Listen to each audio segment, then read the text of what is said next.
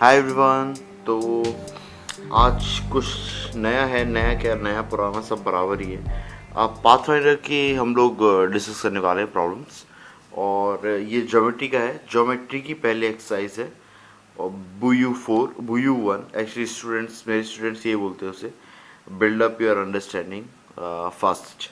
तो ये ज्योमेट्री का है, चैप्टर नंबर 8। इसकी पहली एक्सरसाइज है, वो हम डिस्कस करने वाले हैं। ठीक है, तो देखते हैं। क्वेश्चन नंबर 1 से ही देखूंगा मैं, क्योंकि क्लास 8 के भी बच्चे हैं। डेफिनेटली कहीं ना कहीं कुछ किसी ना किसी बच्चों को थोड़ी बहुत दिक्कत आई जाती है। ठीक है, सो एक कंप्लीट वो बना के देखते हैं। आपको देखना है तो देखिए, नहीं तो आगे बढ़ जाइए, कोई प्रॉब्लम नहीं है। ठीक है, सो इसका पहला प्रॉब्लम बहुत ही ईजी है। फर्स्ट प्रॉब्लम में क्या बोल रहा है वो, कुछ इस तरीके से कि one of the three angles of a triangle, one is twice the smallest. मतलब कि मैं अगर एक ट्राइंगल के 3 एंगल ले लूँ, ए बी सी, इसको मैं अगर स्मॉलेस्ट मानूं, तो बी कितना दे रखा है, ट्वाइस, 2 टाइम्स ऑफ स्मॉलेस्ट, और सी क्या दे रखा है, 3 टाइम्स ऑफ स्मॉलेस्ट। है ना, मुझे बी भी मिल गया, सी भी मिल गया। अभी मुझे पता है ट्राइंगल में तीनों एंगल्स का सम कितना होता है, 180। यहाँ पे आप बी और सी की वैल्यू पुट कीजिए तो आपका ए आ जाएगा। एक बार ए आ गया तो यहाँ से आप ए पुट कीजिए, और ए पुट कीजिए तो आपके बी और सी भी आ जाएंगे। ठीक है, ये था आपका पहला क्वेश्चन। ठीक है, ऐसे ही सेकंड क्वेश्चन है। तो सेकंड क्वेश्चन क्या बोल रहा है, can two internal angle bisector in a triangle be perpendicular. मतलब कि ऐसा कुछ है आपका डायग्राम, ये है ए, ये है बी और ये है सी। बी का एंगल बाइसेक्टर और सी का एंगल बाइसेक्टर। ये एंगल बाइसेक्टर क्या है, मेरा ओ पे इंटरसेक्ट कर रहा है, और ये एंगल क्या मेरा 90 हो सकता है, वो ये पूछना चाह रहा है। ठीक है, अभी अपन ने डिस्कस किया हुआ है, और ये आपके आर डी शर्मा का भी एक प्रॉब्लम है। तो उसमें क्या होता है, जब ये एंगल बाइसेक्टर ओ पे इंटरसेक्ट करते हैं, तो बी ओ सी, एंगल बी ओ सी की वैल्यू आती है, वो आती है 90 plus half of angle A. अब क्वेश्चन क्या बोल रहा है कि ये बी ओ सी एंगल 90 हो जाए। अगर बी ओ सी मेरा 90 हो गया, तो ये इसकी वैल्यू कितनी होना चाहिए, 0। अगर बी ओ सी 90 हो गया, तो इन दोनों के इक्वल होने के लिए एंगल ए की वैल्यू 0 होना चाहिए। एंगल ए 0 कैसे होगा, अगर एंगल ए मेरा 0 हो गया तो ट्राइंगल फॉर्म ही नहीं होगा। ट्राइंगल फॉर्म नहीं होगा तो ये कंडीशन ट्रू नहीं होगी। ठीक है, तो इसका आंसर है नो। है ना, कि ऐसा पॉसिबल नहीं है कि आपका जो वो है, क्या मतलब, दो इंटरनल एंगल बाइसेक्टर है, वो ओ पॉइंट पे इंटरसेक्ट करें और कितना एंगल बनाए, 90। ठीक है, इसी में अपन थर्ड क्वेश्चन देख लेते हैं फटाफट। थर्ड क्वेश्चन क्या बोल रहा है कि जो एंगल्स है, ट्राइंगल्स के एंगल जो होते हैं ए बी सी, वो तीनों का रेशियो क्या दिया हुआ है, 5:7:6। ठीक है, तो जब भी ऐसा आता है मैं क्या मान लेता हूँ, 5x, 7x और 6x। इसका मतलब ए क्या है, 5x है, बी क्या है, 7x है, और सी क्या है, 6x है ना। अब चूंकि ये ट्राइंगल है, तो angle A plus angle B plus angle C, इसका सम होगा 180।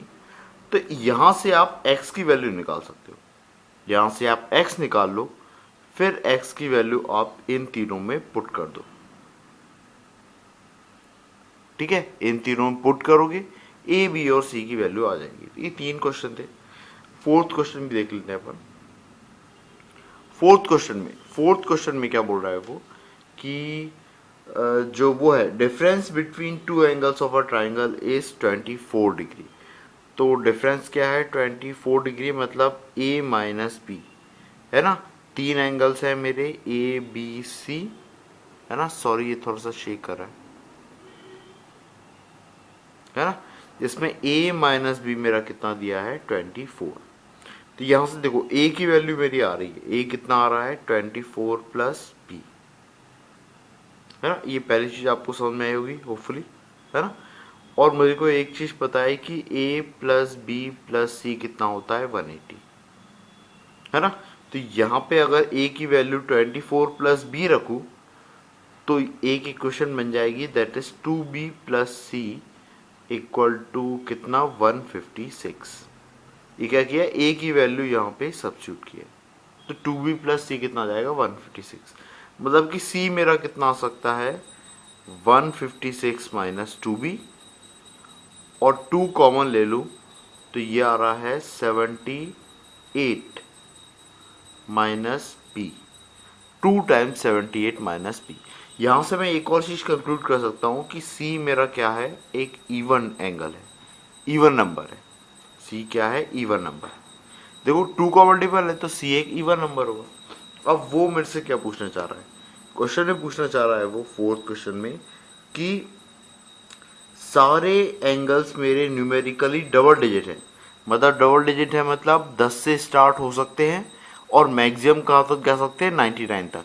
मिनिमम 10 से स्टार्ट हो सकते हैं और मैक्सिमम कहाँ से कहाँ तक जा सकते हैं 99 तक। अभी ज़रूरी नहीं है सारे एंगल्स बिल्कुल 10 से ही स्टार्ट होंगे, ऐसा ज़रूरी नहीं है। अभी भाई आप बोलो कि तीनों एंगल की वैल्यू 10 रख दूँ तो क्या पॉसिबल होगा क्या? नहीं, ऐसा पॉसिबल नहीं होगा। आप 2 की वैल्यू 10 रखोगे तो भी पॉसिबल नहीं होगा। एक 10 होगा तो एक मैक्सिमम जा रहा होगा, ठीक है। तो ऐसी कंडीशंस बनेगी, है ना, ठीक है, कुछ कुछ। तो अपन को उसी के बारे में देखना है।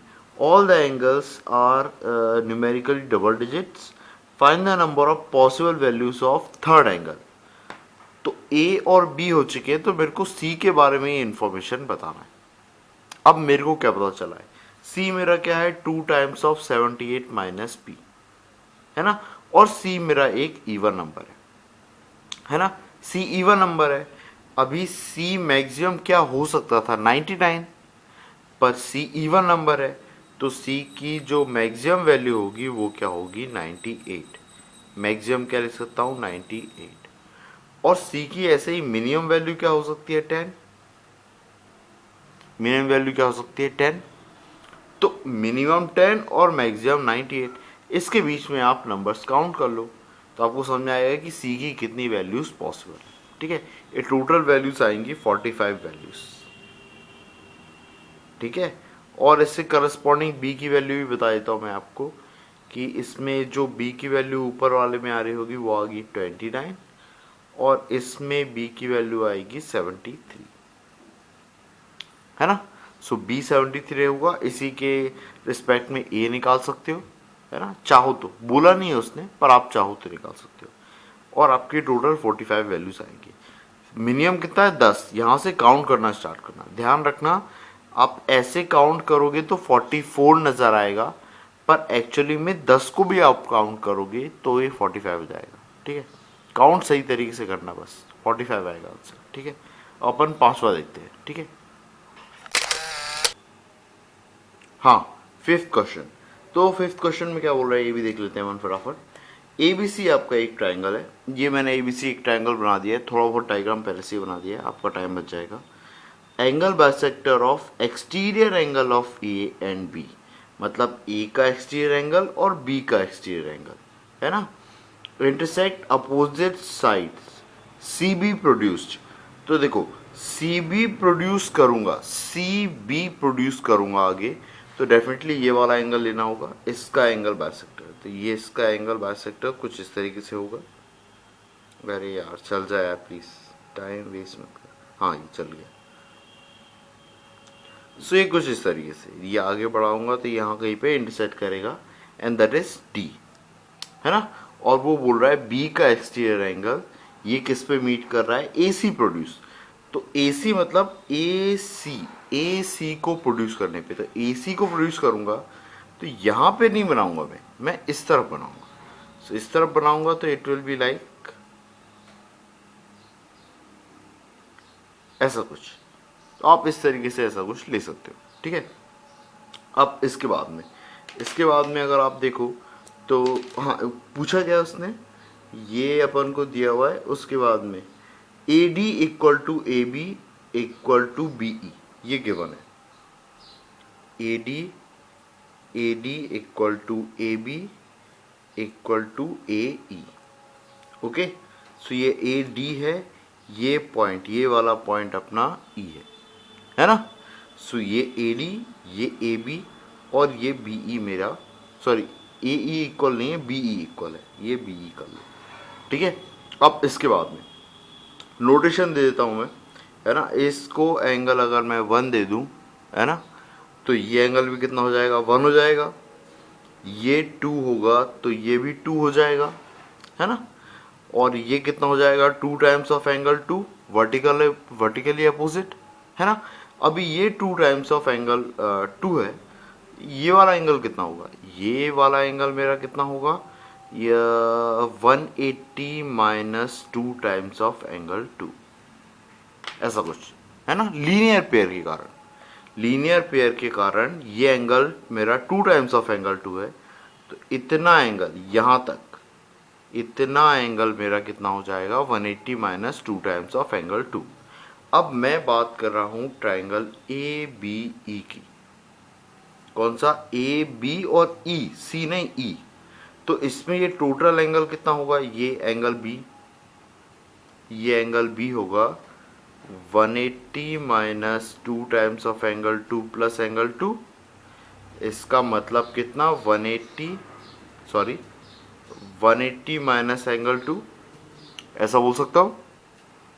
अभी ये दो लाइन इक्वल है, मतलब ये वाला एंगल और ये वाला एंगल इक्वल होगा, है ना। अगर मैं इसे x मान लूँ तो ये भी x ही होगा, है ना। अभी देखो ये अगर इक्वल है ना, ये एंगल मेरा कितना आ रहा है, 180 माइनस एंगल 2, है ना। तो अभी इसकी वैल्यू निकालो, x की वैल्यू निकालो, कितनी आ रही, ये आ रहा है मेरा जो एंगल सम आएगा वो क्या आएगा, x plus 180 minus angle 2 equal to 180, है ना। ये ऐसा कुछ आएगा, है ना। और आप 180 से 180 सेपरेट करोगे तो angle x, 2 times of angle x equal to ये -2 इस तरफ जाएगा तो एंगल 2, ये से ये कैंसिल हो गया ना। तो एंगल x कितना आ जाएगा मेरा, एंगल 2/2, ये ऐसा आ जाएगा। ये तो समझ में आया, एंगल 2/2। तो इसकी वैल्यू भी कितनी आ गई, एंगल 2/2, है ना। इसकी वैल्यू भी कितनी आ गई, एंगल 2/2। इतना समझ में आएगा आपको, ठीक है।